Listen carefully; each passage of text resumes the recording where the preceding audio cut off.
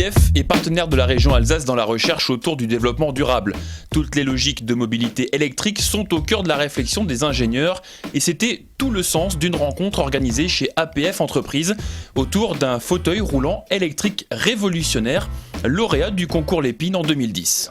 L'idée ou le besoin est venu de ma fille handicapée en vacances de sport d'hiver où on était bloqué avec un fauteuil traditionnel.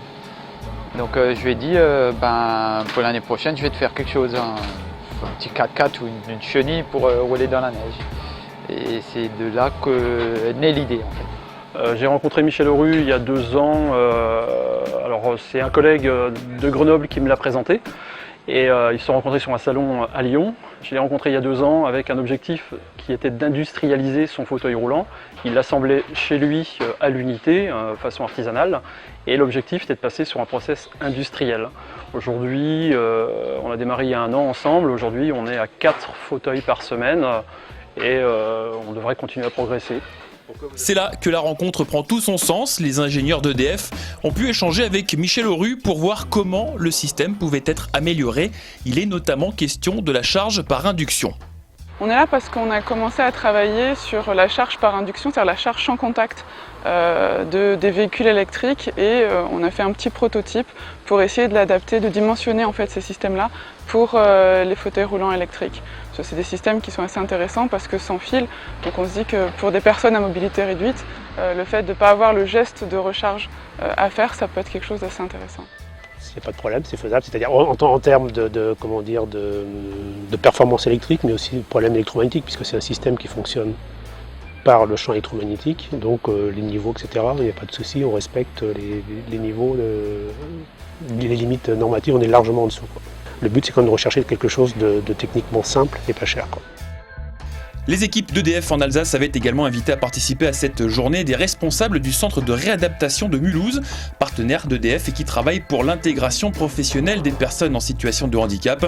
Au sein de l'entreprise APF qui emploie 140 salariés handicapés, ils ont pu également découvrir ce fauteuil très maniable pour les équipes médicales comme pour les travailleurs, ainsi que des possibilités de recharge facilitées avec moins de fils dans l'environnement. Le tout pour un coût modéré. La rencontre des différents experts du jour avait tout son sens.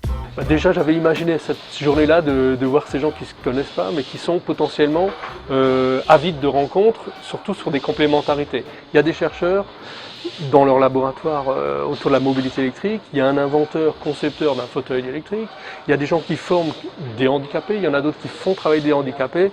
Tout ça, on les réunit aujourd'hui et on voit les sourires des uns et des autres et je me dis que rien que pour ça, ça vaut déjà le détour. En fait, on a un savoir-faire qui est du câblage, qui est de l'assemblage mécanique. Et notre savoir-faire aussi, c'est d'industrialiser un process. On est sous-traitant. Et en fait, ça a tout son sens que d'assembler un fauteuil roulant électrique dans une entreprise adaptée. Assembler un fauteuil roulant électrique par des personnes handicapées, pour des personnes handicapées, c'est vraiment donner du sens au travail. Souvent des clients, je demande, mais l'autonomie que ça vous procure maintenant le fauteuil, c'est bien. Ils me disent, ouais, mais pas seulement à l'extérieur, également à l'intérieur. Il y en a qui rentrent de nouveau dans leur salle de bain du fait que le fauteuil il fait que 60 de large. Un autre client m'a dit, je peux de nouveau aller chez mon coiffeur habituel, que je ne pouvais plus avant. Un autre me dit, je me suis fait accoster au gars de la gare par des passants, alors qu'autrement ils auraient détourné le regard. Donc ça change vraiment, ça change la vie. Si le fauteuil change la vie de ses utilisateurs, grâce à lui, un nouvel élan est peut-être né, une nouvelle synergie entre des partenaires d'accord sur un point, la mobilité est l'un des grands enjeux de demain.